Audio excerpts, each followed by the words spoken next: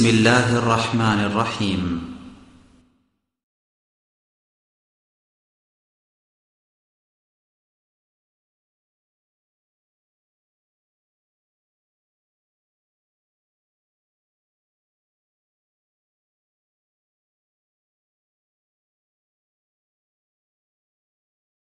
إن الحمد لله نحمده ونستعينه من يهده الله فلا مضل له ومن يضلل فلا هادي له وأشهد أن لا إله إلا الله وحده لا شريك له وأشهد أن محمدا عبده ورسوله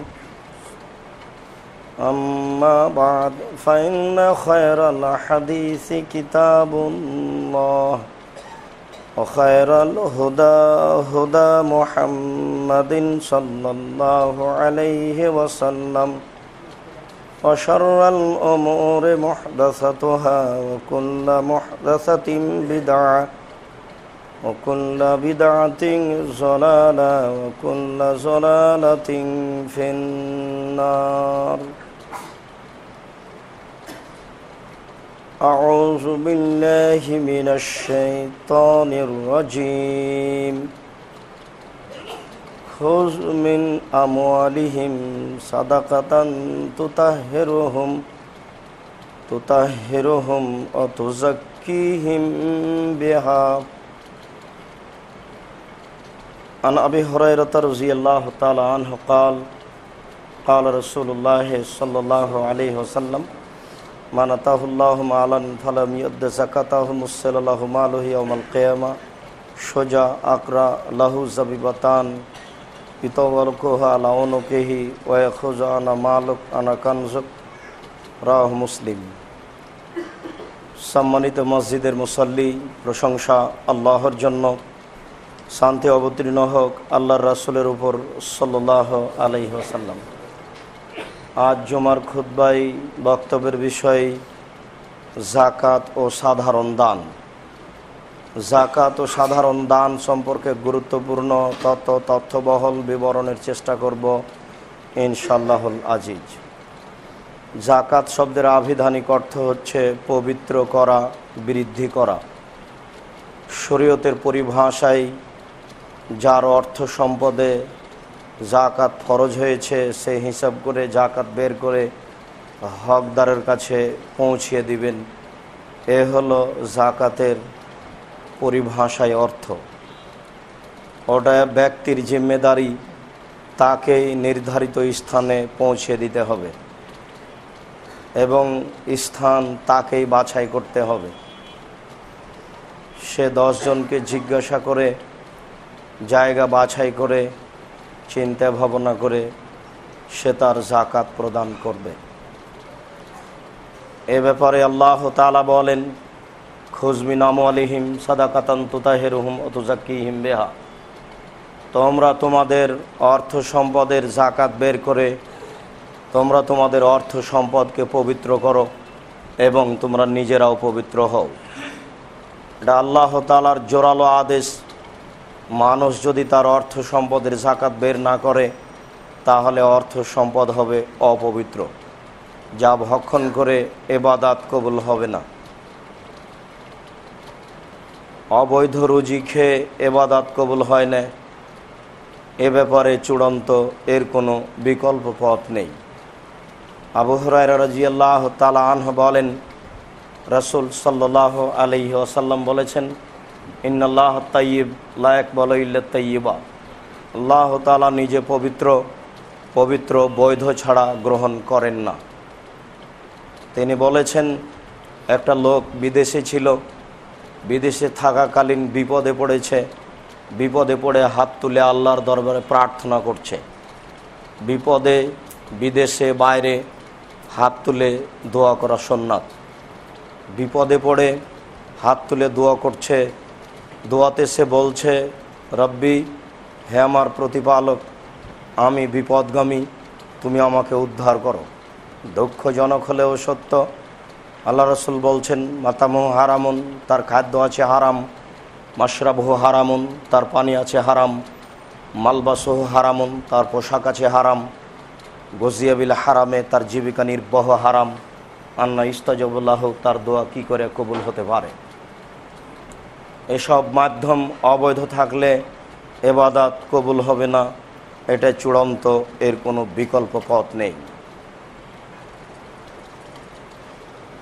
এ কারণেই যাকাত বের করে অর্থ সম্পদ পবিত্র করতে হবে। আল্লাহ তাআলা বলেন, অত হাক্কাহু ইয়াউমা হাসাদেহি, যেদিন তোমরা শস্য কেটে আনছ সেদিন তোমরা শস্যের ওসর যাকাত বের করে দাও। কাটার দিন, রেডি করার দিন, প্রস্তুত করার দিন তা বের করতে হবে, এটা আল্লাহর আদেশ। আব্দুল ইবনে আব্বাস রাদিয়াল্লাহু তাআলা আনহু বলেন, লাম্মা বাআসা রাসূলুল্লাহ সাল্লাল্লাহু আলাইহি সাল্লাম মুআযান আল ইয়ামান, যখন আল্লাহর নবী মুআজকে ইয়ামান দেশে পাঠালেন, সর্বপ্রথম তিনি দাওয়াতের জন্য যাচ্ছেন। আল্লাহ রাসূল তাকে বললেন, মুআজ, ইন্নাকা তাআতি আহলা কিতাবিন, তুমি ইহুদি খ্রিস্টানদের নিকটে যাচ্ছ। ফাদুহুম ইলা শাহাদাতিন লা ইলাহা ইল্লাল্লাহ, তুমি জনগণকে দাওয়াত দিবে বলে যে জনগণ বলবে এক আল্লাহ ছাড়া কোনো মাবুদ নেই। তারা আরও সাক্ষ্য দিবে যে মুহাম্মদ আল্লাহর রাসূল। তারা যদি এই কথা মেনে নেয় তাহলে তুমি তাদের বলবে, ইন্নাল্লাহা কাদ ফারাজা আলাইহিম খামসা সালাওয়াতিন ফিল ইয়াউমি ওয়াল লাইলা, 24 ঘন্টায় আল্লাহ তাআলা 5 ওয়াক্ত সালাত ফরজ করেছেন, নামাজ যা মানুষকে পড়তেই হবে। ফাইনমা তাওলে দালেক, তারা যদি তোমার এই কথা মেনে নেয় তাহলে তুমি তাদের বলিও, ইন্নাল্লাহা কাদ ফারাজা আলাইহিম সাদাকাতান তুখাযু মিন আগনিহিম ওয়া তুরাদ্দু আলা ফুকরাইহিম, তাদের যারা অর্থশালী, বৃত্তশালী, তাদের উপরে যাকাত ফরজ করা হয়েছে, তাদের যাকাত বের করে অসহায়, দুস্থ, গরিব, ফকির, মিসকিনের মাঝে বন্টন করা হবে। আল্লাহ তাআলা বলেন, ওয়ালিস-সাইল ওয়াল মাহরুম, আপনার বাড়িতে বঞ্চিত, ভিক্ষুক, অসহায় মানুষের রুজি রেখে দেওয়া হয়েছে। আপনি ব্যবসা বাণিজ্য করে যে রুজি উপার্জন করছেন, চাকরি বাকরি করে যে পয়সা উপার্জন করছেন, এই পয়সাতে আর একজনের রুজি আল্লাহ রেখে দিয়েছেন, এটা আপনাকে আমাকে বুঝতে হবে। তারা হচ্ছে অসহায় মানুষ। অসহায় মানুষ পৃথিবীতে থাকবে, কিয়ামত পর্যন্তই থাকতে পারে। অসহায় মানুষের রুজি মানুষের বাড়িতে থাকবে, এটা আল্লাহর একটা পরীক্ষা মাত্র। যার রুজি আমার বাড়িতে রাখা হয়েছে, তাকে রুজি দিয়ে আমার রুজি তার বাড়িতে আল্লাহ রাখতে পারতেন, কিন্তু তা করেননি। এভাবেই তিনি পৃথিবীর জন্ম থেকে নিয়ে কিয়ামত পর্যন্ত করে আসছেন, করবেন। এটা তেমন কিছু নয়, এটা মাত্র পরীক্ষা। কে কি করে।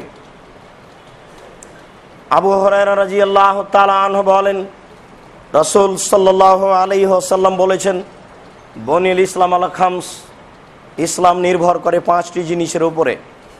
তার একটি হচ্ছে শাহাদাতান লা ইলাহা ইল্লাল্লাহ ওয়া আন্না মুহাম্মাদ রাসূলুল্লাহ, এ বলে সাক্ষ্য দিতে হবে যে আল্লাহ ব্যতীত কোনো মাবুদ নেই, মুহাম্মদ আল্লাহ রাসূল। ভারত, বাংলাদেশ, পাকিস্তানের প্রায় লোক বুঝে না আমি সাক্ষ্য দিচ্ছি আল্লাহ ব্যতীত মাবুদ নেই, এই কথার অর্থ কী। এরা প্রায় বুঝে না আমি সাক্ষ্য দিচ্ছি মুহাম্মদ আল্লাহ রাসূল, এই কথার অর্থ কী। আমি সাক্ষ্য দিচ্ছি মুহাম্মদ আল্লাহ রাসূল, এই কথা যদি মানুষ বুঝতো তাহলে আজকে 8 রশি আর 12 রশি আর 6 রশি আর দেওয়ানবাগি আর 6 লতিফা আর আপনার ওই মোজাদ্দেদি আর নকশবন্দি আর বিভিন্ন তরিকা আর এত মাযহাব থাকতো না, এত পথ পন্থা থাকতো না।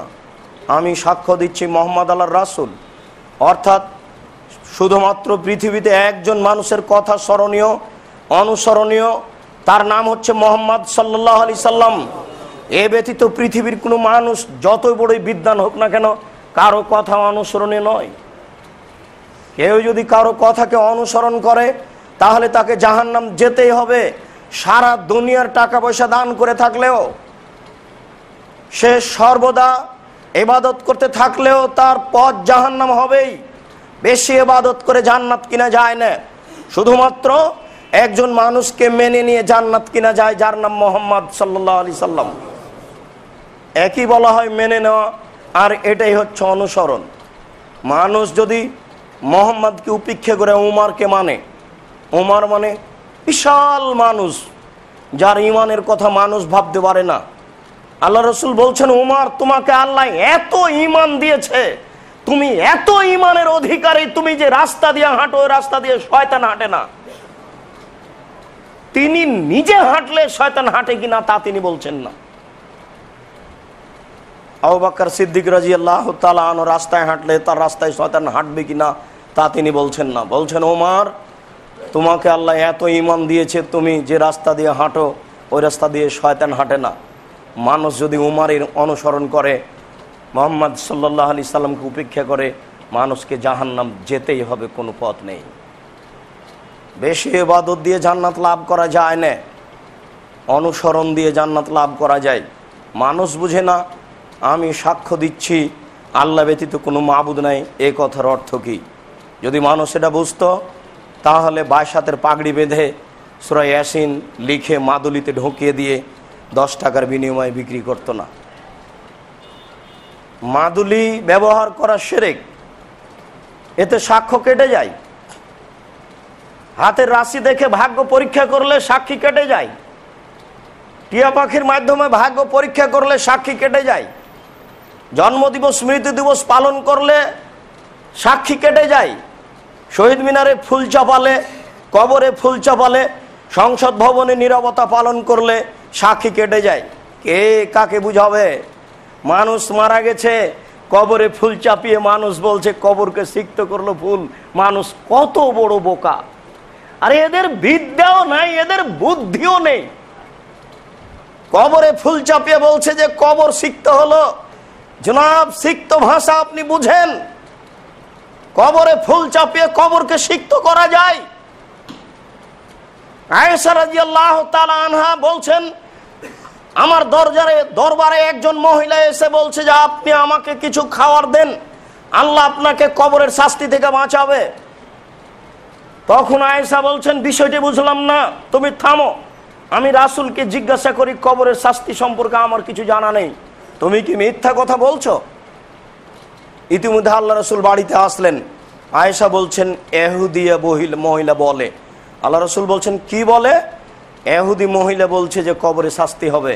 তখন আল্লাহ রাসূল বললেন, আয়েশা ঠিক বলেছে সে। এই বলে তিনি দাঁড়িয়ে গিয়ে হাত তুলে দীর্ঘ সময় প্রার্থনা করতে লাগলেন। প্রার্থনায় তিনি বলছেন, আল্লাহুম্মা ইন্নী আউযু বিকা মিন আযাবি জাহান্নাম ওয়া নাউযু বিকা মিন আযাবিল কবর। আল্লাহ, আমি তোমার নিকটে জাহান্নামের শাস্তি থেকে বাঁচতে চাই, তোমার নিকটে কবরের শাস্তি থেকে বাঁচতে চাই। আয়েশা রাদিয়াল্লাহু তাআলা আনহার বিবৃতি তিনি বলেন যে আল্লাহর নবী জীবনে কোনোদিন সালাত আদায় করেছেন, সালাম ফিরেছেন, সালামের পূর্বে তিনি জাহান্নাম থেকে বাঁচতে চাননি, কবর থেকে বাঁচতে চাননি, এরকম কোন নামাজি তার জীবনে পার হয়নি। যখনই তিনি সালাত আদায় করেছেন, সালাম ফেরার পূর্বে তিনি বলেছেন, আল্লাহ তুমি আমাকে কবর থেকে বাঁচাও, তুমি জাহান্নাম থেকে বাঁচাও। এই অশিক্ষিত মানুষগুলি যদি তার কবরের পাশে গিয়ে বলতো, আল্লাহ তুমি তাকে কবর থেকে জাহান্নাম থেকে বাঁচাও, কবরের শাস্তি থেকে বাঁচাও, তাহলে একটা বিদ্যা বুদ্ধি প্রকাশ পেত। জোর করে কবরের শাস্তির কিছু করা যায় না, ফুল চাপিয়ে করা যায় না। বাপের কবরকে পাকা করা তো দূরের কথা, সোনা দিয়ে বানালে লাভ হবে না। কবর পাকা করা দূরের কথা, আপনার বাপের কবরটা যদি কাবা ঘরের নিচে ঢুকিয়ে দেওয়া হয় 1 পয়সা লাভ হবে না। আপনাদের শফিকুল ইসলাম জাগরণী বলে লাভ হবে না, কবর পাকা করে দিয়ে শান। মানুষ বুঝে না কবরের অবস্থা। বলছিলাম, সম্মানিত দিনী ভাই, মানুষ বুঝে না, আমি সাক্ষ্য দিচ্ছি আল্লাহ ব্যতীত কোনো মাবুদ নেই, এ কথার সারমর্ম কত দূর? এ কথার সারমর্ম, সর্ব ধরনের শিরক থেকে বাঁচতে হবে, তাহলেই সে বলবে যে আমি সাক্ষ্য দিচ্ছি আল্লাহ ব্যতীত কোনো মাবুদ নেই। 2, ওয়া ইকামিস সালাহ, মানুষকে সালাত আদায় করতে হবে। 3, ওয়া ইতাই যাকাত, মানুষকে যাকাত দিতে হবে। মানুষ যাকাত দিতে বাধ্য, দিতেই হবে। যেখানে সালাতের কথা এসেছে সেখানে যাকাতের কথা এসেছে, যেখানে সালাতের কথা এসেছে সেখানেই যাকাতের কথা এসেছে, দুটাই সমান। এত যাকাতের কথা কেন? এই জন্য যে এখানে আরেকজনের রুজি নির্ভর করে। আপনি তো ইনকাম করে ছেলে মেয়ে নিয়ে খাচ্ছেন, আর একজন মানুষকে আল্লাহ ওয়াকেজো করে দুনিয়াতে সৃষ্টি করেছে, যার কোনো পথ নেই, সেই রুজি আবার এখানে রেখে দিয়েছে। এই কারণে আল্লাহ এখানে এত জোর দিচ্ছেন। এই সংক্ষিপ্ত আলোচনায় বুঝছিলাম যাকাত দিতেই হবে। আরো সংক্ষিপ্ত আলোচনায় বুঝি, যদি মানুষ যাকাত না দেয় তাহলে কি হবে? যদি মানুষ যাকাত না দেয় আর শরীয়তের যদি ক্ষমতা থাকে, তাহলে তার হাতে পায়ে রশি দিয়ে তাকে পিটিয়ে হিসাব নিকাশ করে যাকাত নিয়ে চলে যাবে, এটা জায়েজ। বিষয়টি এমন, তাহলে আরো বেশি কঠিন হয়ে গেল না? আবু হুরায়রা রাদিয়াল্লাহু তাআলা আনহু বলেন, ফালাম্মা তুফিয়ান নবী সাল্লাল্লাহু আলাইহি সাল্লাম, যখন আল্লাহর নবী দুনিয়া থেকে বিদায় নিলেন, ওয়া উস্তুখলিফা আবু বকরিন, আবু বকর রাদিয়াল্লাহু তাআলা আনহুকে খলিফা নির্বাচন করা হলো। ওয়া কাফারা মান কাফারা মিনাল আরব, সৌদি আরবে অনেকেই কাফের হয়ে গেল। অনেকেই বলছে নামাজ পড়বো, যাকাত দেব না। যাকাত দেওয়া একটু কঠিন, প্রতি হাজারে 250, শতকরা 2.5 টাকা, 1 লক্ষে 2.5 টাকা, 50 লক্ষ টাকা থাকলে অনেক টাকা যাকাত লাগে, মনে হচ্ছে যেন জরিমানা দিলাম। এটা কঠিন কাজ। অনেকেই বলতে লাগলো যে সালাত আদায় করব, যাকাত দিব না। ওমর রাদিয়াল্লাহু তাআলা আনহু আবু বকর সিদ্দিককে বলছেন, কাইফা তুকাতিলুন নাস, আজকে মানুষের সাথে কি করে মারামারি যুদ্ধ করবেন? আল্লাহর নবী বলেছেন, যে ব্যক্তি লা ইলাহা ইল্লাল্লাহ বলেছে তাকে মারা যাবে না, তার অর্থ সম্পদ নিরাপদে। এরা লা ইলাহা ইল্লাল্লাহ বলেছে, এরা 5 ওয়াক্ত সালাত আদায় করে, এরা যাকাত দেবে না, আপনার করণীয় কি? এই কথা আপনাকে বলতে আসলাম। তখন আবু বকর সিদ্দিক বলছেন, ওমর, ওয়াল্লাহি লাউকাতিলু মান ফাররাকা বাইনা সালাতে ওয়া যাকাতে ফাইনা যাকাতা হাক্কুল মাল ওয়া ফি রিওয়ায়াতিন আনতা জাব্বার ফিল মুশরিক খাওয়ার ফিল ইসলাম। ওমরের এই প্রস্তাবে আবু বকর সিদ্দিক বলছেন, আপনি যেদিন মুশরিক ছিলেন সেদিন বীর পুরুষ ছিলেন, আজকে আপনি মুসলমান হয়েছেন, কাপুরুষ হয়েছেন, বলেন কি আপনি? ওমরের উপরে এত বড় কথা। জি, পরিস্থিতিতে আবু বকর সিদ্দিক বলেন এমন। আবু বকর সিদ্দিকের ঈমান আরো অনেক বেশি। আবু বকর এত বড় মানুষ, যার ঈমানের বিষয়টি ভাবা যাবে না। আল্লাহ রাসূল বলছেন, আল্লাহ যে যত আমার উপকার করেছে আমি তার উপকার করে পরিশোধ করে দিয়েছি, যে যা করেছে আমি তার পাল্টা করে পরিশোধ করেছি। আবু বকর সিদ্দিক যা করেছে আমি ওটা করতে পারিনি, বিচারের মাঠে তুমি আমার পক্ষ থেকে পরিশোধ করে দিও। এটা আল্লাহ রাসূল বলছেন আল্লাহকে। তাহলে হলো, এবার দুইজনকে সমান করতে পারবেন? এতক্ষণ তো ভাবছিলাম যে ওমর এত বড় মানুষ, যার কাছে যাওয়ার আর কোনো মানুষ দুনিয়াতে নেই। আবার দেখাবো আপনাকে দুইজনের মধ্যে পার্থক্য ইনশাআল্লাহ। এখন এতটুক দেখে রাখেন, আল্লাহ রাসূল বলছেন, আল্লাহ যে যা উপকার করেছে আমি তার পাল্টা করে ফেলেছি, তবে আবু বকর সিদ্দিক আমার যা উপকার করেছে তা আমি করতে পারিনি। আমি একজন নবী, উনি একজন মানুষ। আবু বকর মানুষে যা করেছে আমি তা পাল্টা করতে পারিনি, যেটুকু থেকে গেল সেটুকু তুমি বিচারের মাঠে পরিশোধ করিও আমার পক্ষ থেকে। আবু বকর সিদ্দিকের মতো মানুষ হবে আর একজন? এটা কঠিন ব্যাপার। এই আবু বকর সিদ্দিক ওমর রাদিয়াল্লাহু তাআলা আনহুকে বলছেন, যেদিন আপনি মুশরিক ছিলেন সেদিন বীর পুরুষ ছিলেন, আজকে আপনি কাপুরুষ হয়েছেন মুসলমান হয়ে, বলেন কি আপনি? আল্লাহর কসম, আল্লাহর কসম, আল্লাহর কসম, যে ব্যক্তি সালাত আদায় করবে, যাকাত দিবে না, আমি তার বিরুদ্ধে যুদ্ধ চালিয়ে যাব, মারবো না হয় মরবো। এখনো থামেননি, আরো বলছেন, ওমর, ওয়াল্লাহে আল্লাহর কসম, ওয়াল্লাহে আল্লাহর কসম, ওয়াল্লাহে আল্লাহর কসম, লাউকাতিলু মানি মাইয়ানো ইয়াউনি আনাকাতান কানু ইউদ্দুনা ইলা রাসূলিল্লাহ সাল্লাল্লাহু আলাইহি সাল্লাম। রাসূলের যুগে কেউ যদি গরু যাকাত দিতে এসে গরু দিয়েছে, রশিও দিয়েছে। রাসূলের যুগে কেউ যদি ধান ওসর দিতে এসে ধানও দিয়েছে, বস্তা দিয়েছে। আমি আবু বকর সিদ্দিক এখন খলিফা, আমি এখন নেতা। আমার যুগে কেউ যদি ধান দেয়, বস্তা না দেয়, গরু দেয়, রশি না দেয়, ধান তো দূরের কথা, গরু তো দূরের কথা, রশি এবং বস্তার জন্য যুদ্ধ চালিয়ে যাব, মারবো না হয় মরব। এবার আপনার কাছে বিচার থাকলো, হাদিসের অনুবাদ শেষ।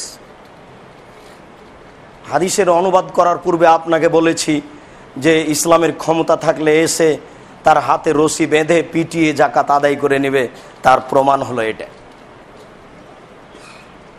আবু বকর সিদ্দিক বলছেন যে পিটিয়ে আদায় করব, পিটিয়ে।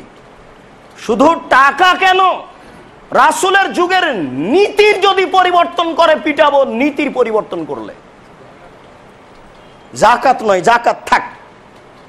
রাসূলের যুগে যে নীতি ছিল জাকাত দেওয়ার, নীতি মানে গোটা বস্তাটা রেখে চলে গেছে, নীতি মানে ওই রশি সহ গরুটা রেখে চলে গেছে। আর এখন যদি নীতির পরিবর্তন করে, রশিটা নিয়ে যেতে চাই, ধানটা ঢেলে দিয়ে বস্তা নিয়ে যেতে চাই, আমি আবু বকর সিদ্দিক তা দেব না। আপনাকে আমি বলে রাখছি, মনে রাখেন, দুইজনের মধ্যে পার্থক্য দেখেন। সংক্ষিপ্ত বিবরণে আপনার সামনে বুঝাতে চাচ্ছিলাম, জাকাত দিতেই হবে। নিজেও দিলাম না, জোর করেও নিল না, তাহলে কি হবে? নিজেও দিলাম না, জোর করেও নিল না, তাহলে কি হবে? আল্লাহ তাআলা বলছেন, ইয়াউমা ইউহমা আলাইহা ফি নারে জাহান্নামা ফাতুকওয়া বিহা জিবাহুম ওয়া জুনুবুহুম ওয়া যুহুরুহুম। বিচারের মাঠে এই অর্থ সম্পদকে লাঠি বানানো হবে। অর্থ সম্পদকে লাঠি বানিয়ে আগুনের, জাহান্নামের আগুনে গরম করা হবে। গরম করে ফাতুকওয়া বিহা জিবাহুম, তার এই কপালে দাগ দেওয়া হবে, সেঁক দেওয়া হবে, তার পার্শ্বদেশে দাগ দেওয়া হবে, তার পিঠে এইভাবে দাগ দেওয়া হবে। দাগ দেওয়ার সময় ফেরেশতা বলবেন, ফাজুকু মা কুনতুম তাকনিজুন। এই যে অর্থ সম্পদ জমা করে রেখেছিলে, একটু কেমন লাগে বুঝো তো, একটু কেমন লাগে? আচ্ছা, এই কথাটা কেন? আল্লাহ শাস্তি দিবেন, দিবেন জাহান্নামে, দিবেন পিটাবেন, জাহান্নামের আগুনে লাঠি গরম করে দিবেন। শেষের বাক্য কেন? যে ফেরেশতা বলবেন কেমন লাগে, কেমন লাগে, এটা কেন? এটা তো একটা রহস্য হয়ে গেল না? জি, এটা মজাক করছে ফেরেশতা আপনার সাথে, আপনাকে ব্যঙ্গ করছে, জাতির সামনে আপনাকে অপমান করছে। কোটি কোটি মানুষ, সারা পৃথিবীর মানুষ থাকবে, আদম থেকে নিয়ে কিয়ামত পর্যন্ত যত মানুষ এসেছে, যত মানুষ আছে, যত মানুষ আসবে, সবার সামনে আপনাকে অপমান করা হবে এভাবে। এটা হলো অপমানের গতি। আবু হুরায়রা রাদিয়াল্লাহু তাআলা আনহু বলেন, রাসূল সাল্লাল্লাহু আলাইহি ওয়াসাল্লাম বলেছেন, মানাতাহুল্লাহু মালান ফালাম ইউদ্দ যাকাতাহু মুসাল্লাল্লাহু মালুহু ইয়াউমাল কিয়ামা। যাকে অর্থ সম্পদ দেওয়া হয়েছে, সে যদি অর্থ সম্পদের যাকাত বের না করে, তাহলে তার অর্থ সম্পদকে সাপ বানানো হবে। আর একটা হলো, আগের হাদিসে আয়াতে শুনলাম লাঠি, আর বুখারী মুসলিমের এই হাদিসে বলা হচ্ছে এটাকে সাপ বানানো হবে। অনেক প্রাণী দেখে মানুষ ভয় পায়, সাপ দেখে বেশি ভয় পায়। সাপ বানানো হবে। আল্লাহ রাসূল বলছেন, সোজা সাপের বিষের কারণে আকড়া, তার মাথায় টাক থাকবে, চুল থাকবে না, লোম থাকবে না, টাক পড়া থাকবে এই সাপ। এই সাপ তার গলায় জড়িয়ে দেওয়া হবে। জড়িয়ে দেওয়ার পূর্বের আপনি ভাবেন, এখানে সাপ দেখতে পেলে আমার অবস্থাটা কেমন হয়? এরকম একটা সাপ গলায় জড়িয়ে দেওয়া হবে, এটা আপনি ভাববেন না পরিবেশটা কেমন হবে? কেউ সাথ দিতে পারবে না। লা তামলিকু নাফসুন লিনাফসিন শাইআ ওয়াল আমরু ইয়াওমাইযিন লিল্লাহ। বিচারের মাঠ এত কঠিন, কোনো মানুষের কোনো কাজে আসবে না, একচ্ছত্র মালিকানা আল্লাহর হাতে থাকবে। সেই দিনে এমন একদিন কোনো মানুষের কোনো কাজে আসবে না। লা তামলিকু নাফসুন লিনাফসিন শাইআ ওয়াল আমরু ইয়াওমাইযিন লিল্লাহ। সেই দিন কোনো মানুষের কোনো কাজে আসবে না, একচ্ছত্র মালিকানা আল্লাহর হাতে থাকবে। ওই সময়তে ফেরেশতারা সাপটা ধরে গলায় জড়িয়ে দেওয়া হবে, জড়িয়ে দিবেন। এবার সাপে কথা বলে। আল্লাহ রাসূল বলছেন, সাপ তার গলায় জড়ানো অবস্থায় মুখের দুই সাইডে ছোবল মারবে আর বলবে, আনা মালুক আনা কানজুক, আমি হচ্ছে তোমার সম্পদ, ওই সম্পদ যার যাকাত দেওয়া হয়নি। এটা কেমন হলো? আরো অপমান বেড়ে গেল না? আয়েশা রাদিয়াল্লাহু তাআলা আনহা বলেন, রাসূল সাল্লাল্লাহু আলাইহি ওয়াসাল্লাম বলেছেন, যে ব্যক্তি যাকাত দিবে না তার অর্থ সম্পদকে সাপ বানানো হবে, বিচারের মাঠে সেই সাপ তাকে দংশন করতে আসবে, তাহলে এটা গলায় দেওয়া হবে না। এটা আরেকটা পরিস্থিতি। যখনই সাপ তাকে দংশন করার জন্য আসবে, সে তখন দৌড়িয়ে পালাবে। দৌড়াতে দৌড়াতে মানুষের একটা শেষ পর্যায়ে আছে। প্রত্যেকটা প্রাণী ভয়ে পালাতে থাকে, তারপরে শেষ পর্যায়ে ঘুরে দাঁড়ায়। ঘুরে দাঁড়ানোর একটা শেষ গতি মানুষের কি আছে জানেন? হাত দিয়ে নিজেকে বাঁচাতে চাই। বিচারের মাঠে জাহান্নামে যাদেরকে নিয়ে যাওয়া হবে, তাদের পিছন দিকে হাত বাঁধা থাকবে। কেন বাঁধা থাকবে? জাহান্নামে নিয়ে যেতে হবে হাত বেঁধে। কেন? ওখান থেকে তো কেউ পালাতে পারবে না। জাহান্নামে পড়ার সময়, ধাক্কা দিয়ে ফেলে দেওয়ার সময়তে সে হাত দিয়ে নিজেকে বাঁচাতে চাইবে, এটা যেন না হয় এই কারণে, আর তাকে অপমান করার জন্য। ফেরাউনের হাত বাঁধা থাকবে, জাতি দেখবে। 17টা দেশের সদস্য ইন্দিরা গান্ধীর হাত বাঁধা থাকবে, ভারত, বাংলাদেশ, পাকিস্তানের লোক দেখবে। মহারানী ভিক্টোরিয়া এলিজাবেথের হাত বাঁধা থাকবে, জাহান্নামে নিয়ে যাওয়া হচ্ছে, দেখবে জাতি। কারো কোনো ক্ষমতা থাকবে না, কথা বলার কোনো অবকাশ নেই। পরিস্থিতি দেখেই তো বিবেক শেষ। ওই সময়তে ব্যক্তি পালাতে থাকবে, আর সাপ তাকে দড়িয়ে দংশন করার জন্য চেষ্টা করবে। শেষ পর্যায়ে ঘুরে সে হাত দিয়ে বাঁচার চেষ্টা করবে। হাত দিয়ে যখন বাঁচার চেষ্টা করবে, তখন সাপ এইভাবে মুখ মেল করে গোটা হাত দুটি ধরে নিবে মুখে। দুটো হাত তার হাত মুখে ঢুকে যাবে। আচ্ছা, বিষয়টা কেমন মনে হয়? একটু কঠিন মনে হচ্ছে না? সংক্ষিপ্তভাবে আপনাকে বলছিলাম, যাকাত না দিলে পরিস্থিতি এই হবে। যাকাত আপনি দেন, ফরজ দিতেই হবে। যাকাত না দিলে ক্ষমতা থাকলে আপনাকে পিটিয়ে যাকাত আদায় করা হবে। যদি যাকাত না দেওয়া হয়, তাহলে বিচারের মাঠে এরূপ অবস্থা হবে। কোনোটাই কম নয়। 40টা উট হলে একটা উট যাকাত, 25টা উট হলে একটা ছাগল যাকাত দিতে হয়। 40টা ছাগল হলে একটা ছাগল যাকাত দিতে হয়। 30টা গরু হলে একটা গরু যাকাত দিতে হয়। 18 মণ 30 কেজি শস্য হলে 20 ভাগের 1 ভাগ শস্য ওসর দিতে হয়। যতবার উৎপাদন হবে ততবার দিতে হবে। জমির ট্যাক্স দেওয়া হচ্ছে, এ কারণে খাজনা দেওয়া হবে না, এটা মিথ্যা কথা। স্বৈরাচারী শাসক অধীনস্থ জনগণকে কিভাবে শাসন করতে হবে তার জানা নাই, এই জন্য ট্যাক্স আদায় করে। এসব শাসককে পড়তে হবে। আপনার জুলকারনাইন, বাদশাহ জুলকারনাইনকে পড়তে হবে। এসব শাসককে পড়তে হবে। বিলকিসের ঘটনা, সুলাইমানের ঘটনা, তারপরে নেতৃত্ব দিতে হবে। 300 টাকা কারেন্ট বিল 3000 টাকা হলো। দায়িত্ব পালন করার পূর্বে দায়িত্ব আগে শিখতে হবে, দায়িত্ব কাকে বলে। জুলকারনাইন পায়ে হেঁটে চলে গেলেন যেখানে সূর্য ডুবে। দেখা গেল সেখানে কিছু লোক, ওরা বলছে ওই পারে আছে ইয়াজুজ মাজুজ, আমাদের ক্ষতি করে, এখানে একটা বাঁধ তৈরি করে দেন, আপনাকে আমরা টাকা পয়সা দিব। জুলকারনাইন বলছেন, আমি দেশের বাদশা, আমাকে টাকা লাগে না, আমি টাকা দিই, তোমরা আমার সহযোগিতা করো, আমি বাঁধ তৈরি করে দিব। যতদিন পর্যন্ত আল্লাহ বাঁধ না ভাঙবেন, ততদিন পর্যন্ত মানুষ ভাঙতে পারবে না। জুলকারনাইন করে দিলেন। বিলকিস পত্র লিখল, সুলাইমানের পক্ষ থেকে লেখা আছে, ইন্নাহু মিন সুলাইমান বিসমিল্লাহির রহমানির রহিম। বিলকিস পত্র পড়ে বলছে, শোনো সৈন্য সামন্ত, সুলাইমানের পক্ষ থেকে পত্র এসেছে, বলো কি করতে হবে। সৈন্যবাহিনী বলছে, আমরা শক্তিশালী জাতি, আদেশের অপেক্ষায় রয়েছি, ধুলা করে দিব, আপনি শুধু আদেশ করেন। তখন বিলকিস বলছেন, বুদ্ধিমতী মহিলা, না, তোমাদের জানা নেই, তোমরা সুলাইমানকে চিনো না।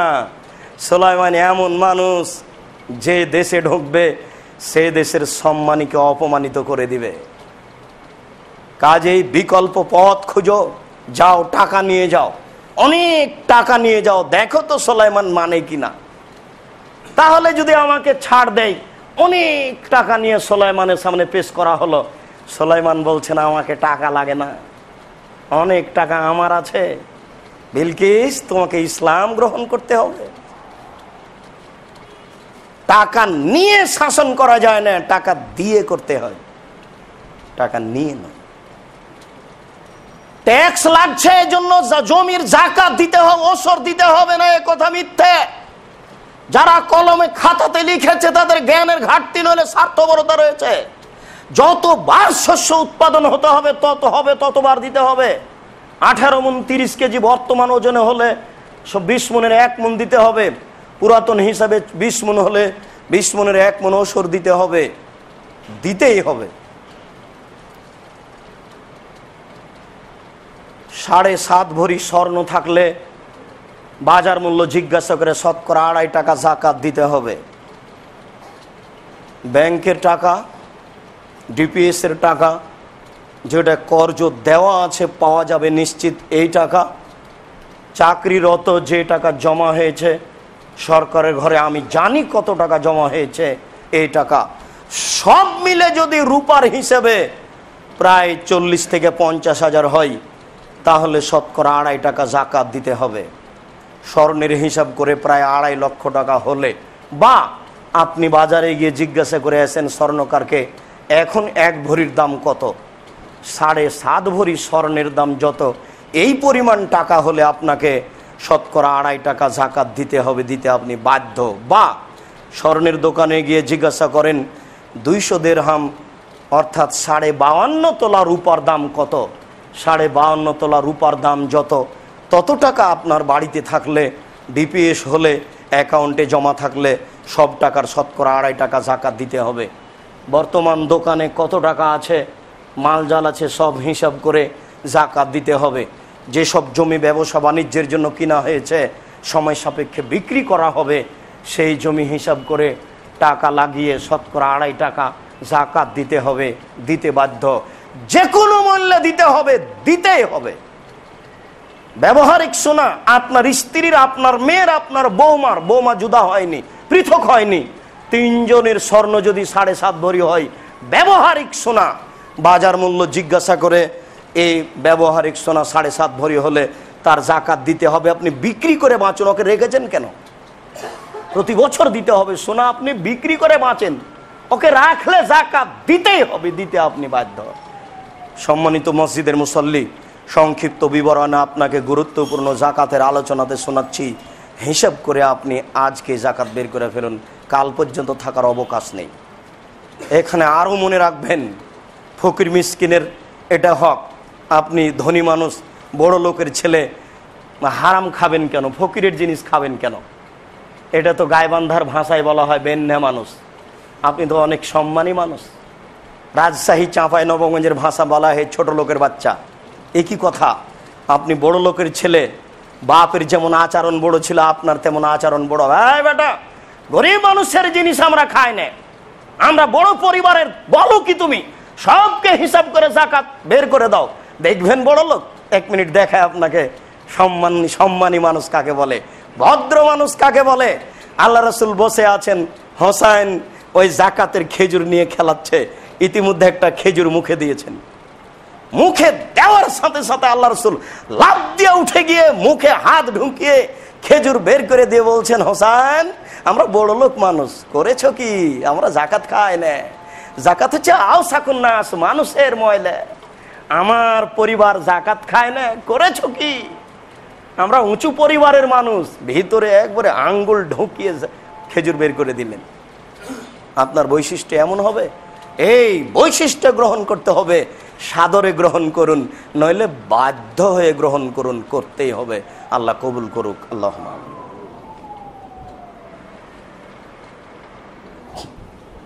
আলহামদুলিল্লাহ ওয়াহদা ওয়াসসালাতু ওয়াসসালামু আলা মান লা নাবিয়্যা বাদা। আল্লাহ তাআলা বলেন, আল্লাযীনা ইনফিকুনা মিন আমওয়ালিহিম ফিল লাইলি ওয়ান নাহার, যারা তাদের উপার্জিত অর্থ সম্পদ রাতে দিনে দান করে, সিররা ওয়া আলানিয়া, প্রকাশ্যে করে গোপনে করে। যাকে আল্লাহ টাকা পয়সা দিয়েছেন তাকে দান করতে হবে। এটা দান, যাকাত নয়। যাকাত ভিন্ন জিনিস, দান ভিন্ন জিনিস। যাকাত দিতে আপনি বাধ্য, যদি আপনি যাকাত না দেন তাহলে ফাঁসি হবে। জাকাত দিয়ে ফাঁসি রক্ষা হয়। ফাঁসি মানে দুনিয়াতে হবে না, জাকাত দিয়ে ফাঁসি রক্ষা হয়।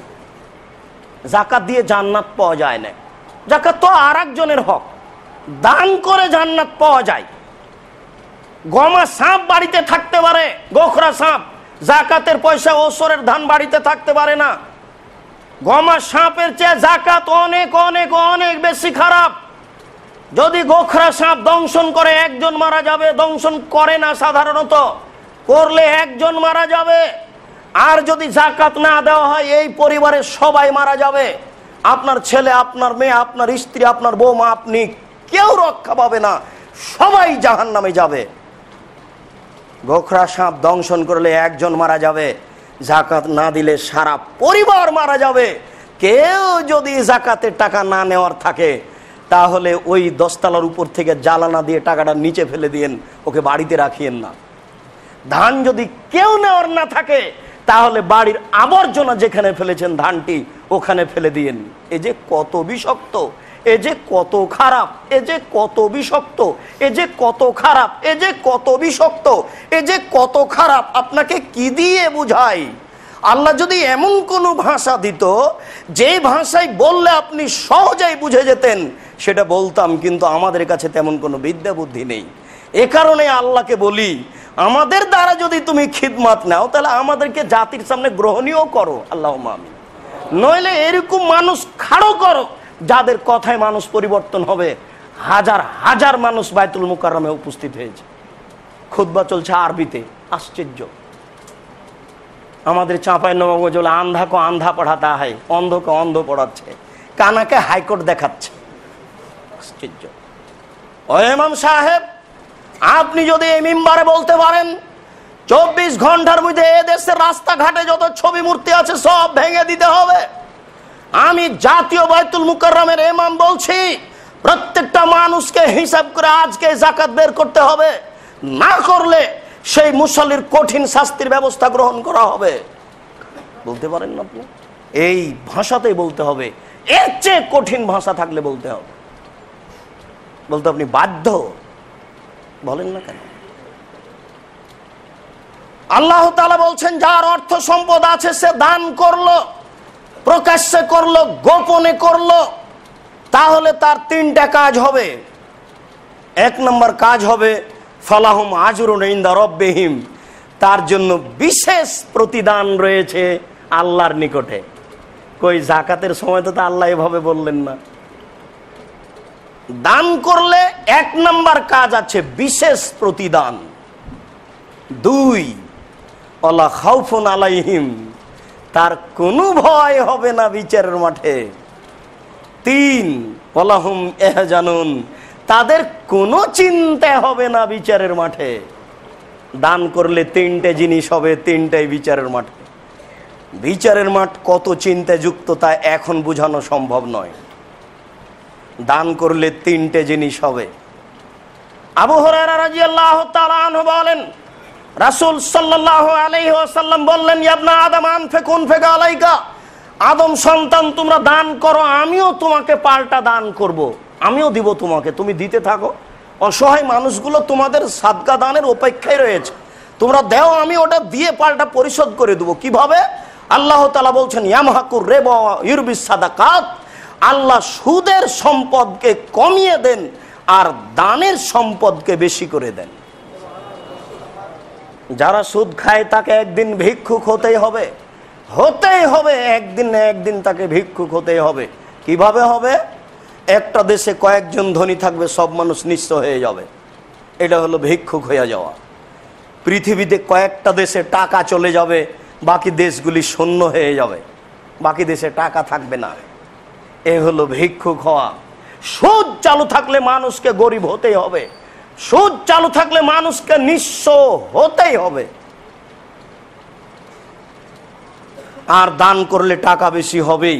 আব্দুর রাজ্জাক সাহেব, আমরা তো বাহ্যিকভাবে বুঝতে পারি না, 100 টাকা থেকে যদি 10 টাকা দান করে 90 টাকা যদি বাক্সের মধ্যে রাখি, 1 বছর রাখলেও 90 টাকাই থাকবে। তো বাড়াটা বুঝতে পারি না যে, জি বৃদ্ধিটা ভিন্ন। আনাস রাদিয়াল্লাহু তাআলা আনহু বলছেন যে আমার মা আমাকে রাসূলের কাছে নিয়ে গেলেন, নিয়ে গিয়ে বলছেন যে হাজা খোয়াইদে মোকাফাদুল্লাহ, আল্লাহ রাসূল এই যে আনাস আপনার ছোট খাদেম, আপনি তার জন্য একটু দোয়া করেন। তখন আল্লাহ রাসূল বলছেন আল্লাহু মাকসির মালাহু ওয়ালাদাহু ওয়াতিল উমরাহু ওয়াগফির লাহু ওয়ারহামহু বারিক লাহু ফিমা রাযাকতাহু। আল্লাহ তুমি আনাসকে দীর্ঘজীবী করো, তার অর্থ সম্পদ বেশি করে দাও, তুমি তাকে ক্ষমা করো, তুমি তার প্রতি রহমত নাজেল করো, তুমি তাকে যে রুজি দিয়েছ তাতে তুমি বরকত দাও। রুজি ভিন্ন জিনিস, বরকত ভিন্ন জিনিস।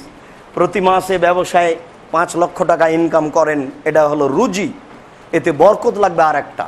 50,000 টাকা মাসে বেতন পান, এটা হলো রুজি, এটাতে বরকত আর একটা লাগবে। যদি বরকত না থাকে তাহলে 50,000 টাকা আস্তে আস্তে শেষ হয়ে যাবে। বাড়িতে পৌঁছেছেন, বাচ্চাটা উল্টে পড়ে হাত ভেঙে গেছে, 20,000 গেল, যেটা হিসেবই ছিল না। জামাই এসে বলেছে তোর বাপকে বলে দে 50,000 টাকা দিতেই হবে, সন্ধ্যা হতে তো আমি খুব বিপদে, দিতেই হবে, নাহলে সমস্যা আছে। 50,000 টাকা ওখানে চলে গেল, যেটা মাথায় ছিল না। আর বরকত মানে এরকম সমস্যা আসবে না। আপনি নিজে খেলেন, অসহায় চাচা চাচিকে দিলেন, ফকির মিসকিনকে দিলেন, দেখা যাচ্ছে যে 30,000 টাকা আছে, মানে বরকত আছে। খুব খেয়াল করে থাকতে হবে, বরকত ভিন্ন জিনিস, রুজি ভিন্ন জিনিস। আসমা রাদিয়াল্লাহু তাআলা আনহা বলেন, রাসূল সাল্লাল্লাহু আলাইহি ওয়াসাল্লাম বলেন, আসমা তাসাদ্দাকি ওয়ালা তুহসি, তুমি দান করো কখনো গুণে রাখবে না। অতই ওয়ালা তুহসি ফাইহিসি আল্লাহ আলাইকে, গুনলে নেকিও আল্লাহ গুনে গুনে দিবেন। আসমা তুমি দান বন্ধ করো না, নইলে আল্লাহ তোমার অর্থ সম্পদ বাড়ানোকে বন্ধ করে দিবেন। তাসাদ্দাকি মাস্তাতাতে, তুমি দান করতে থাকো যতদূর সম্ভবপর তুমি দান করতে থাকো। রাসূল সাল্লাল্লাহু আলাইহি সাল্লাম বললেন, ওই সময়ে দানে সবচেয়ে বেশি নেকি পাওয়া যাবে যখন 4টে জিনিস আপনার ভিতরে আছে। 1 আনতা শাহী, শরীর সুস্থ।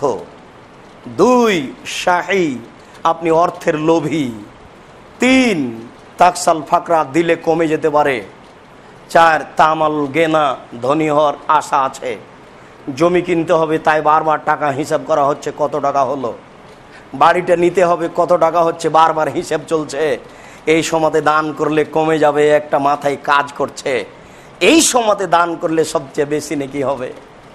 বাপ কথা বলতে পারে না, তখন চাচা বলছে, বেটা তোরা তোর বাপের নামে কিছু দে। বলে, চাচা কি করব? বলে, ওই যে হাফেজিয়া মাদ্রাসাতে 5,000 টাকা দিয়ে এতিমকে, হাফেজিয়া মাদ্রাসাতে কোরআন হিফজ করছে, ওখানে 5,000 টাকা দিয়েই ওই হাফেজ যায় কোরআন তেলাওয়াত করতে মরা মানুষের নামে। ওখানে আপনি দান করছেন, ওখানে আপনি পাপের বৃদ্ধি করলেন। যেখানে দান করছেন জায়গা আপনাকে দেখতে হবে। শুনুন মসজিদের মুসল্লি, একজন হলে আপনার হিসাব করা উচিত, কোথায় আপনি টাকা দিচ্ছেন সেটা বিবেচনা করবেন, নইলে ওখানে পাপ হচ্ছে, পাপ বৃদ্ধি করা হবে। এই ছেলেগুলো কুলখানি করে, চেহালাম করে, মরা মাসুরের নামে কোরআন তেলাওয়াত করে, এখানে আটরসির পীর আসে, এখানে দেওয়ানবাগি আসে, এখানে আপনার জিকির হয় হু হু করে, আপনি এখানে টাকা দিবেন? হতে পারে এরা কবর পূজা করে, এখানে টাকা দিবেন? টাকা থাকলেই দিতে হবে। এদেশের বড় ধনী মানুষ কবরে টাকা দিয়ে আসছে, এই জন্য জান্নাত পেয়ে যাবে। পীর সাহেবকে টাকা দিয়ে আসছে, এই জন্য জান্নাত পেয়ে যাবে। কবরে যদি টাকা দেওয়া হয়, তাহলে মোহাম্মদ সাল্লাল্লাহু আলাইহি সাল্লামের কবরে মানুষ টাকা দেয় না কেন, দিতে পারে না কেন? হজ করতে যাচ্ছে, তখন 2 কোটি বেঁধে কবরে দিয়ে চলে আসবে। মোহাম্মদের চেয়ে তো আর বড় মানুষ দুনিয়াতে নেই। শাহজালালের কবরে যদি টাকা দেওয়া যায়, আপনার এই পীর সাহেবের এই ঢাকা শহরের এখানে গোলাপ শাহের মাজারে যদি টাকা দেওয়া যায়, মোহাম্মদ সাল্লাল্লাহু আলাইহি সাল্লামের কবরে টাকা দেওয়া যায় না কেন? ওখানেও মানুষ টাকা দিবে। খুব সাবধান, কোথায় টাকা দিতে হবে বিষয়টি ভাবার আছে। আবু হুরায়রা রাদিয়াল্লাহু তাআলা আনহু বলেন, রাসূল সাল্লাল্লাহু আলাইহি ওয়াসাল্লাম বলেছেন, আকাশ থেকে 2 জন ফেরেশতা নেমে আসেন প্রত্যেকদিন সকালে।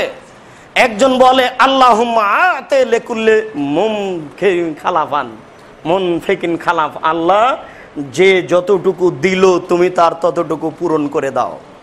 ওয়াকালাল আখার, অপরজন বলে, আল্লাহুম্মা আতে লিকুল্লি মুমসিকিন তালাফান, আল্লাহ যে যতটুকু দিল না তুমি তার ততটুকু ক্ষতি করে দাও। ফেরেশতা বলতে থাকেন সব সময়। তাহলে বিষয়টা কঠিন হয়ে গেল না? তাহলে সবাইকে দান করতে হবে, নইলে তো ফেরেশতা আমার বিপক্ষে লেগে আছে। একজন আমার পক্ষে লেগে আছেন, একজন আমার বিপক্ষে লেগে আছেন। প্রতিদিন দুইজন ফেরেশতা আকাশ থেকে নেমে আসেন, সন্ধ্যা পর্যন্ত এভাবে বলতে থাকেন। আবু হুরায়রা রাদিয়াল্লাহু তাআলা আনহু বলেন, রাসূল সাল্লাল্লাহু আলাইহি ওয়াসাল্লাম বলেছেন, আলা কুল্লুকুম মিন মুসলিমিন সাদাকা, তোমাদের প্রত্যেককে দান করতে হবে।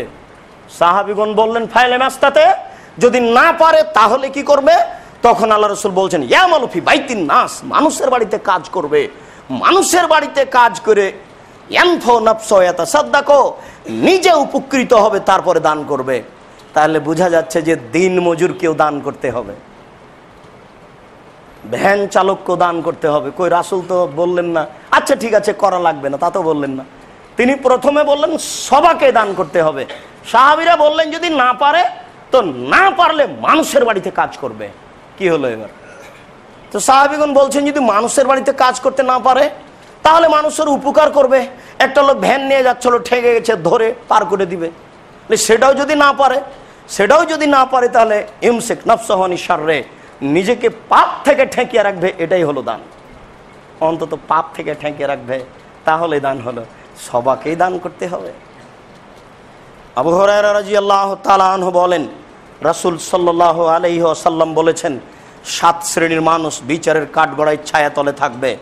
তার এক শ্রেণীর মানুষ হচ্ছে ডান হাতে দান করলো, রাজুলুম তাসাদ্দাকা বিসাদাকাতিন ফাআকফা ইয়ামিনহু ফাআকফা সামালাহু মা তুনফিকু ইয়ামিনহু, ডান হাতে দান করলো, বাম হাতকে জানতে দিল না। ডান হাতে দান করলো, বাম হাতকে জানতে দিল না, মানে গোপনে দান করলো। রাসূল সাল্লাল্লাহু আলাইহি ওয়াসাল্লাম বলছেন যে সাদকাতু সিররে তুতফিউ গাযাওয়ার রাব্বে, গোপন দান মানুষের আল্লাহর রাগকে মিটিয়ে দেন। গোপনে দান করছেন, অনেক পাপ হয়েছে, আল্লাহ একেবারে রেগে আছেন আপনাকে জাহান্নামে দেওয়ার জন্য। গোপনে দান করলে আল্লাহ বলবেন আচ্ছা যাক, যাও তুমি যাও, হয়েছে। তাহলে গোপনে দান ভালো, অবশ্যই। প্রকাশ্যে দান করা যায় নাকি? যায়, জি যায়। একদিন সকালে আল্লাহ রাসূল বলছেন থামো, তাবুকের যুদ্ধে যেতে হবে, 400 কিলোমিটার পথ, তোমরা দান করো। কে কি দান করতে পারে? উমর রাদিয়াল্লাহু তাআলা আনহু বলছেন, আল্লাহ রাসূল আমার অর্থ সম্পদের যা ছিল তার অর্ধেক দিলাম। মনে মনে বলছেন আজকে আমি আবু বকর সিদ্দিককে নেকি করে পারবো, এই ব্যাপারে তিনি ভাবছেন। তখন আল্লাহ রাসূল বলছেন যে আবু বকর সিদ্দিক বলছেন, আল্লাহ রাসূল আপনাকে আর আল্লাহকে বাড়িতে রেখে যা ছিল সবই দিলাম। তখন উমর বললেন, আজ যখন নেকি করে পারিনি, মরা পর্যন্ত, কিয়ামত পর্যন্ত আর পারবো না। আবু বকর সিদ্দিক এমন বাক্য বলেছেন, কিয়ামত পর্যন্ত আর কোনো মানুষই পারবে না। তার মানে এই বাক্যকে ডিঙ্গিয়ে যাওয়ার আর বাক্য মানুষ জানে না। আবু বকর সিদ্দিকের বাক্য হলো যে আপনাকে আর আল্লাহকে বাড়িতে রেখে যা ছিল সবই দিয়েছি, এখন আপনি আর আল্লাহ আমার বাড়িতে থাকবে। এটা একটা ঈমানি দৃঢ়তা। তাহলে প্রকাশ্যে দান করা যায়, গোপনে দান ভিন্ন জিনিস, তার মান ভিন্ন। রাসূল সাল্লাল্লাহু আলাইহি ওয়াসাল্লাম বলেন, ইন্নামাস সাদাকাতু তুতফিউ হাররাল কবুরে, নিশ্চয় দান কবরের শাস্তিকে ঠেকিয়ে দেয়, আল্লাহর রাগকে মিটিয়ে দেয় আর কবরের শাস্তিকে ঠেকিয়ে দেয়। আল্লাহ রাসূল বলছেন যে ইন্নামাল মুমিন ইয়াউমাল কিয়ামা ইয়াস্তাজিল্লু ফি জিল্লি সাদাকাতিহি, প্রত্যেকটা মুমিন, ভালো মানুষ বিচারের মাঠে তার দানের ছায়াতলে থাকবে। 7 শ্রেণীর মানুষ বিশেষ ছায়াতলে থাকবে। এখানে বোঝা গেল তার দানের ছায়াতলে থাকবে। এখানে কিন্তু গোপন কথাটা বলা হয়নি। যারা দান করবে তারা বিশেষ ছায়া পাবে, এটাই চূড়ান্ত। সম্মানিত মসজিদের মুসল্লি, আজকের খুতবার শেষ বাক্য রাসূল সাল্লাল্লাহু আলাইহি ওয়াসাল্লাম বলেছেন, আস-সাদকাতু বুরহান, দান হলো দলিল। এই বাড়ি আমার, প্রমাণ এই যে দলিল আছে, এই জমি আমার, প্রমাণ এই যে দলিল আছে। বিচারের মাঠে আল্লাহকে বলবো আমি জান্নাত পাবো, আল্লাহ বলবেন কেন? এই যে আমি দান করেছি। দলিল হিসেবে কোনো ইবাদত দাঁড়াবে না। যদিচ আমরা শুনেছি আব্দুর রাজ্জাক সাহেব বলেছেন, ইবাদতের জগতে সবচেয়ে দামি ইবাদত হচ্ছে সিয়াম। সিয়ামের তুলনায় পৃথিবীতে কোনো ইবাদত নেই। সিয়ামের রোজার সমপর্যায়ের কোনো ইবাদত দুনিয়াতে নেই। এ কথা ঠিক যে সিয়ামের ইবাদতই সবচেয়ে বড় গুরুত্বপূর্ণ ইবাদত, তবে সিয়ামের ইবাদত দলিল নয়। আল্লাহ রাসূল সিয়ামকে দলিল বলেননি, বলছেন না সাদকা তো বুরহান, দান হলো দলিল। মসজিদের সম্মানিত দিনী ভাই, যার কাছে যে অর্থ সম্পদ আছে সবাই রমজান মাসকে হিসাব করে নেন।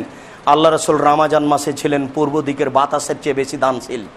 আল্লাহ রাসূল রমজান মাসে ছিলেন পূর্ব দিকের বাতাসের চেয়ে বেশি দানশীল।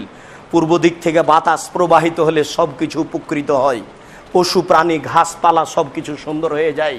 তো পূর্ব দিকের বাতাস যত উপকার করে আল্লাহ রাসূল রমজান মাসে তার চেয়ে বেশি দানশীল ছিলেন। আপনি রমজান মাসে আর কয়েকদিন আছে, বেশি দানশীল হওয়ার চেষ্টা করুন। দানের ব্যাপারে খুব সাবধান। জাকাত, ফকির মিসকিন, কওমি খারিজি মাদ্রাসা, কওমি মাদ্রাসা, দারসে নিজামি মাদ্রাসা, এই তিনটে বিষয়ে লক্ষ্য রাখতে হবে। অসহায় চাচা চাচি যারা আছে তাদের দেন, ফকির মিসকিনকে দেন। দানে জাকাতের টাকা দিয়ে কাপড় কিনে বিতরণ করতে হবে এই নিয়ম মিথ্যে, এটা ত্যাগ করতেই হবে। জাকাতের টাকা দিয়ে কাপড় কিনবেন কেন? জাকাত তো আর একজনের টাকা, ওটা ওখানে দিয়ে দেন। নিজের উপার্জিত টাকা দিয়ে কাপড় কিনে বাপ মায়ের নামে দেন, চাচা চাচির নামে দেন, অতীতের যারা চলে গেছে দাদা দাদি তার নামে দেন। আপনি পরবর্তীতে একজন বড় ছেলে, শিক্ষিত ছেলে, অনেক টাকা ইনকাম করেন, 20,000 বছর আগে যে মারা গেছে সেও আপনার দিকে চেয়ে আছে।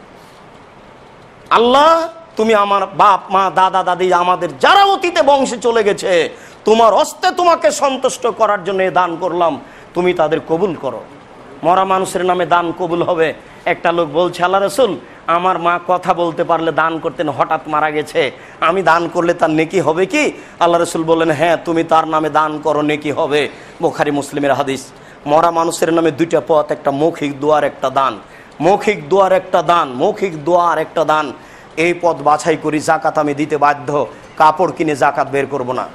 জাকাত, ফকির মিসকিন, কওমি খারিজি মাদ্রাসা। আলোচনার শেষে আমি এসে আপনাকে বিনীত অনুরোধ করে বলতে চাই, এই মসজিদের মুসল্লি মানে আমাদের সাথে আপনাদের একটা দিনই ভাই হিসেবে দিনই সম্পর্ক, আন্তরিকতা আছে। এই আন্তরিকতার জোরালো দাবিতে বলছি, আপনার হাজে যতটুকু সম্ভব হয়, আপনার আত্মীয় স্বজন বন্ধু বান্ধব যত লোক আছে ওর কাছ থেকে তাকে বুঝিয়ে যতটুকু সম্ভব হয়। এখানে একটা মাদ্রাসা আছে এই মসজিদের সাথে জড়িত, এই মসজিদে সেই ছেলেরা থাকে, কিছু এতিম ছেলে, কিছু অসহায় মানুষের ছেলে, তারা পড়াশোনা করে। তাদেরকে পড়াশোনা শিখিয়ে দেওয়ার জন্য এবং ভেজাল মুক্ত সুন্দর আকীদায় তাদেরকে পড়াশোনার জন্য পয়সা খরচ করতে হয় মসজিদ কমিটিকে, আপনারা এখানে দান করেন। আর আরেকটা বিষয় মুজাফফর বিন মহসিন হয়তোবা বলেছে, ওটা আপনাকে বলে রাখছি। এই দেশে আহলে হাদিসের সবচেয়ে বড় প্রতিষ্ঠান হচ্ছে রাজশাহীর নওদাপাড়া। নির্ভেজাল সেখানে শিক্ষা দেওয়া হয়। জাতির যদি আমরা উপকার করতে না পারি, ধর্মের ব্যাপারে জাতির ক্ষতি করবো না ইনশাআল্লাহ, আপনি এটা বিশ্বাস রাখেন। নওদাপাড়া মাদ্রাসায় ছাত্রদেরকে আকীদা সংশোধন করার শিক্ষা দেওয়া হয় এবং উন্নত মানের শিক্ষা দেওয়া হয়। বাংলা, ইংরেজি, আরবি, ফার্সি, উর্দু একবারে সুন্দরভাবে। যদি আপনাকে মিডিয়াতে দেখাতে পারতাম তাহলে এসব ছেলেকে আমি দাঁড় করে দেখাতাম তারা কিভাবে আরবি, ইংরেজি এবং বাংলা বলতে পারে, লিখতে পারে, কত সুন্দর। মুজাফফর বিন মহসিন আমার হাতের তৈরি একটা ফল। এরকম আরও অনেক গবেষণার সদস্য আছে, লেখক আছে, বক্তা আছে, যারা নওদাপাড়া থেকে তৈরি হচ্ছে। মিডিয়াতে দেখাতে পারলে আপনি বুঝতে পারতেন। নওদাপাড়ার বিষয়টি আরও আপনাকে এই জন্য বলছি, ওখানে 100 জন এতিম আছে, 25 জন এতিম মেয়ে আছে। তাদের আবাসিক বিষয়টি এবং মাদ্রাসার ছাত্রদের আবাসিক বিষয়টি চাচ্ছি। আপনাদের কারো বন্ধু বান্ধবের যদি বড় অনুদান থাকে তাহলে আমাদের সাথে যোগাযোগ করবেন। আমার আলমগীর ভাই, আলমগীর ফকিরের সাথে যোগাযোগ করলেই আপনি আমার সাথে যোগাযোগ করতে পারবেন, আমাদের সাথে যোগাযোগ করতে পারেন, মসজিদের মুতাল্লির সাথে যোগাযোগ করতে পারেন। এই বিষয়ে আপনাদের কাছে অনুরোধ থাকছে। নওদাপাড়া মাদ্রাসায় শিক্ষক শিক্ষিকা কর্মচারী প্রায় 50 জন। 3 লক্ষ টাকা প্রতি মাসে বেতন লাগে, অল্প দিয়েও। এসব টাকার কোনো বাপ মা নেই। এতগুলো ছেলে এতিম আছে, তাদের কোনো নির্ধারিত বাপ মা নেই। আপনারাই সব, আপনাদের সহযোগিতাতে চলে। 40,000 টাকায় এখন কারেন্ট বিল আসছে, সব দেশবাসীকে দিতে হবে। বিষয়টি ভাববার জন্য বিনীত অনুরোধ রেখে, নির্ভেজাল প্রতিষ্ঠান, নিখুঁত প্রতিষ্ঠান, আপনাকে আমি বিষয়টি বুঝে অনুরোধ করছি, না বুঝে নয়। আল্লাহ, আমাদের যারা মারা গেছে তুমি তাদের কবরের শাস্তি মাফ করো। আমরা যারা অসুস্থ বাড়িতে হাসপাতালে আছি তুমি তাদের আরোগ্য দান করো। আমরা যারা বেঁচে আছি তুমি তাদেরকে তোমার রাসূলের পদ্ধতি অনুযায়ী চলার তৌফিক দান করো। আমরা যারা বেঁচে আছি তুমি তাদেরকে তোমার রাসূলের পদ্ধতিতে কিছু দান করার এবং যাকাত প্রদানের তৌফিক দান করো এবং আমাদের দানের মাধ্যমে তুমি আমাদেরকে কবুল করো। আমরা মানুষ, আমাদের ভুল হতেই পারে, আমরা বড় অপরাধী, আমরা বড় গুনাহগার, তুমি বড় দয়াবান, তুমি বড় রহমান। তোমার দরবারে আমরা ক্ষমা ভিক্ষে চাই, তোমার দরবারে আমরা রহমত ভিক্ষে চাই। রব্বিগফির ওয়ারহাম আনতা খায়রুর রাহিমিন। তুমি বড় দয়াবান, তুমি বড় ক্ষমাবান, তুমি আমাদের ক্ষমা করো, তুমি আমাদের প্রতি দয়া করো। সম্মানিত দিনী ভাই, জাগার রাত্রিগুলিতে দরজা বন্ধ করে দিয়ে নির্জনে একাই ঘরে ঢুকে 2 রাকাত সালাত আদায় করে, 4 রাকাত সালাত আদায় করে একেবারে কান্নাকাটি করে চোখের পানি ঝরিয়ে একাকার করেন, তাহলে আল্লাহ বুঝতে পারবে যে লোকটা আসলে ক্ষমা চাচ্ছে। এইভাবে খামখেয়ালি দিন না কাটিয়ে আপনারা সতর্ক হন। আল্লাহ আমাদেরকে কবুল করুক, আল্লাহুম্মা আমিন। এই পর্যন্ত বলে আজকের জুমার খুতবা এখানে শেষ করছি। সাল্লাল্লাহু আলাইহি ওয়াসাল্লাম।